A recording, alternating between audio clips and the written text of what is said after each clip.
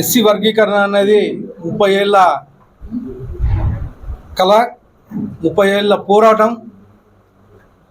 మందకృష్ణ మాదిగ, అలాగే ఎంఎస్ రాజు గారు లాంటి మాదిగలు ఎన్నో పోరాటాలు చేస్తే ఈ ఎస్సీ వర్గీకరణ ఈరోజు చేయడం జరిగింది. గతంలో కొందరు నాయకులు ఈ ఎస్సీ వర్గీకరణకు చాలా అడ్డం పడ్డారు. దానిలో భాగంగానే ఒక చంద్రబాబు నాయుడు గారు మాత్రమే దళితులకు అండగా నిలబడి వారి భావోద్వేగాలని అర్థం చేసుకొని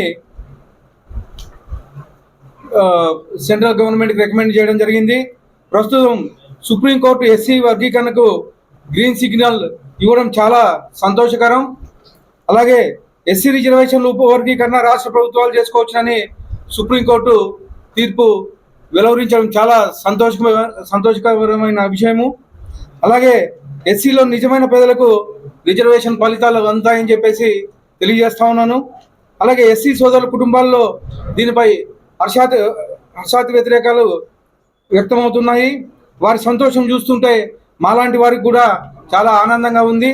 ఎస్సీ వర్గీకరణ సాధ్యమైనదంటే దీనికి మందకృష్ణ మాదిగ, ఎంఎస్ రాజు లాంటి పోరాటం ఒకటైతే దానిలో ప్రధాని నరేంద్ర మోడీ గారు, ముఖ్యమంత్రి నారా చంద్రబాబు నాయుడు గారి పాత్ర చాలా ఉందని చెప్పేసి తెలియజేసుకోవడం చాలా సంతోషంగా ఉంది.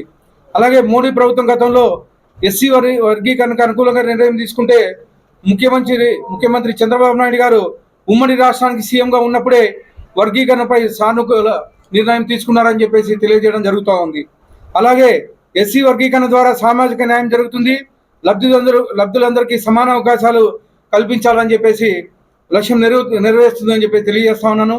సుప్రీంకోర్టు నిర్ణయాన్ని మా ప్రభుత్వం త్వరలో అమలు చేయబోతా ఉంది. ఈ సంతోషమైన సందర్భంలో ప్రతి ఎస్సీ సోదరీమణులకు నా హృదయపూర్వక ధన్యవాదాలు తెలుపుతున్నాను.